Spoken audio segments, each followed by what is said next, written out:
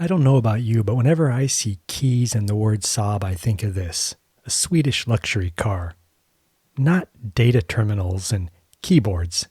If you want to see what this is about, stick around. We're going to get right into it.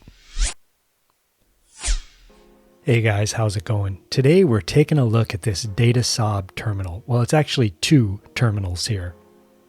It's produced by the company DataSAAB, and Saab is actually tied to the Swedish car manufacturer.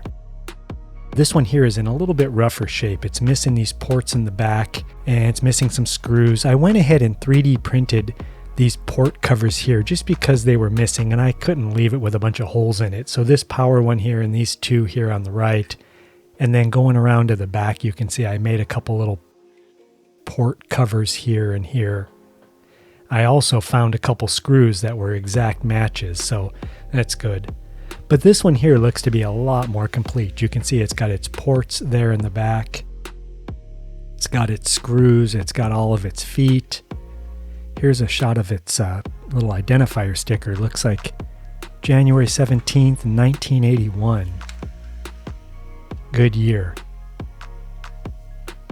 The switches feel really nice. They're linear. They're not tactile, but they do feel pretty silky. This one, since it doesn't have any screws, we can go ahead and open this one up pretty easy. I looked inside when I saw this, and that's when I thought I would go ahead and make this video. I have not seen what's inside the other one, but this one here, there's not a whole lot to see. It's just a shot of the board here. It looks like it's got a micro switch sticker on it. Micro switch has got quite a bit of history behind them. They make switches, well, they no longer do, but Honeywell does under the micro switch name. So we'll take a look at this here. This one is the one that's a lot more complete. You can see it's got its keys here. I don't have the keys for this, but it does have keys and a power button. Any keyboard that has a power button and keys, that's a winner in my book. Yeah, these switches feel pretty nice. They are linear for sure. There's no tactile bump in them, but they feel really silky. Let's go ahead and open this one up and we can take a look inside. I thought this would be a pretty good video to make so you guys can take a look at what's inside one of these if you get your hands on one. So I see a couple ribbon cables here. We'll go ahead and unplug this connector and then this main ribbon cable here. I'll set this top aside and we'll take a look at the bottom because this is what's missing in that other one. Looks like a speaker here. Let's move this ribbon cable out of our way. We could take a look at, looks like it's got a revision D, and then its serial number here at the very bottom of this board. I'll do my best to get a still image of this so we can kind of take a look at it. There's a little better shot of it. I'm not quite sure what this other chip here is. I believe this chip in the bottom is going to be a character ROM. I'm assuming. I'm not 100% sure. The board looks to be in really nice shape.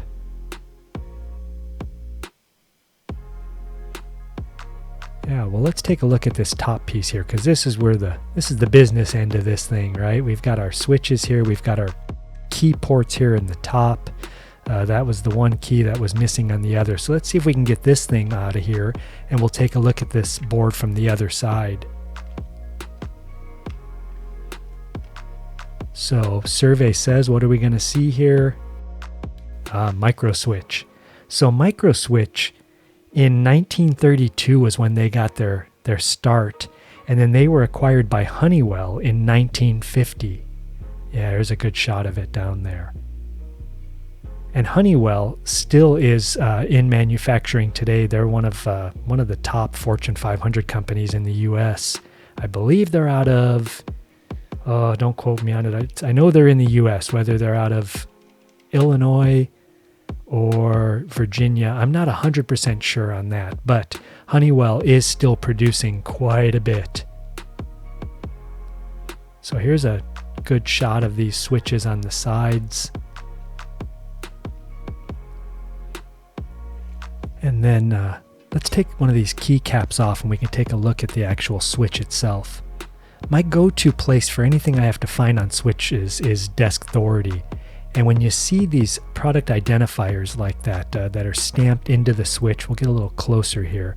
So that 4A1B and the 6A1D, you know, I've got a better shot of the other keyboard. Let me pull that up here. So you can see that T4A3B.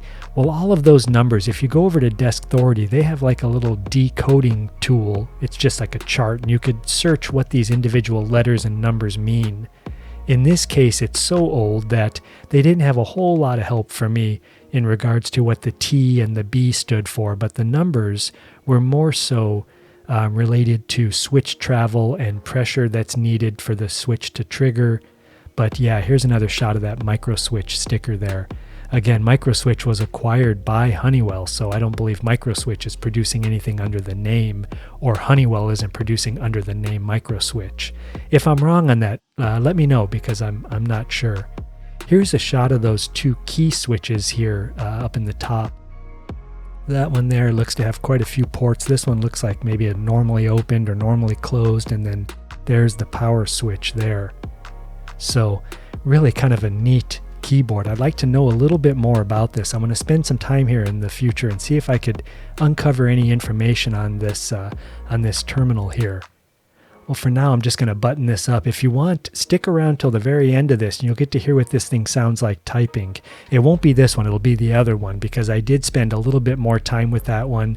I had to 3D print a couple keys for it because it was missing a few of them, and then those covers that I made. But this is going to be it. I'm going to get this ribbon cable hooked up here and plug in this main connector down in the bottom. I believe that's for the power for the board and ground.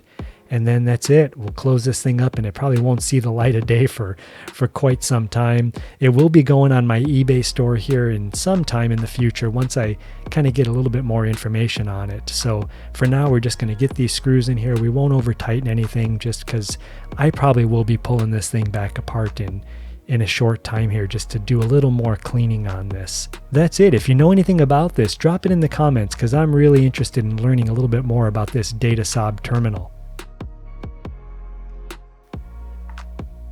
This is the DataSAAB data terminal.